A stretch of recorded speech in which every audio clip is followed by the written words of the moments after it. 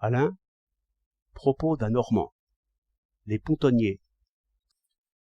J'ai vu passer les pontonniers.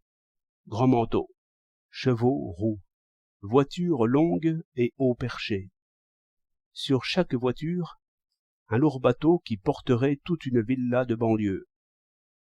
Il tourne. Il s'arrête dans une avenue boueuse, le long du fleuve.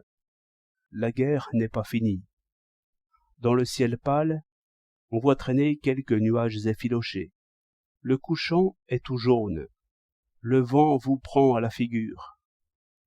Il se fait sans doute là-haut quelque mélange d'air chaud et d'air froid.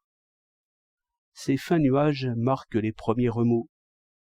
Ce sont les filets d'air chaud pris dans des masses d'air froid.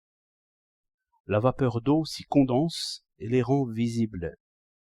Sur les pentes de la berge, l'eau va et vient par petites vagues et gagne un peu à chaque fois.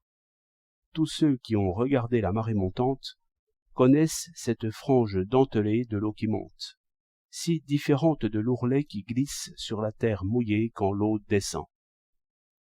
Pendant que mes yeux cherchent d'autres signes, je tombe sur ces mots, peints en noir sur gris fer. Train de pont du 6e génie. L'histoire est plus puissante que la géographie. Me voilà au bord du Danube, ou quelque part par là, dans un pays que je n'ai jamais vu. Je bâtis un rêve sur ce bruit de roues, sur ce cliquetis d'armes, sur cette eau lancée comme une faux contre la boucle du fleuve. Je vois des canons. Les feux du bivouac s'allument. Le maître de tout arrive, au pas de son cheval. Tous attendent.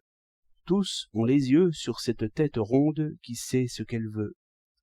Tous savent qu'ils auront une chose à faire en commun.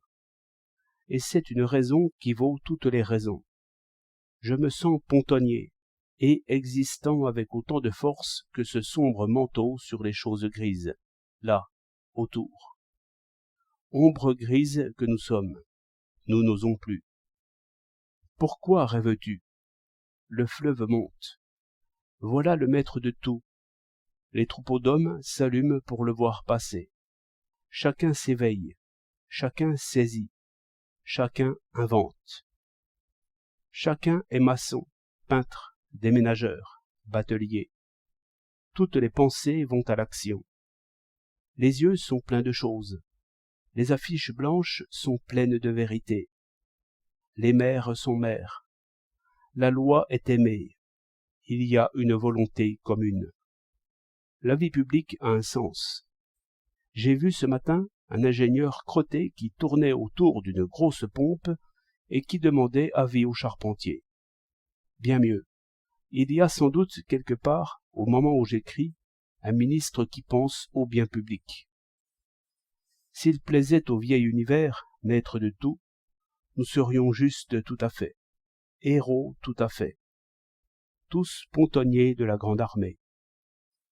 12 février 1910.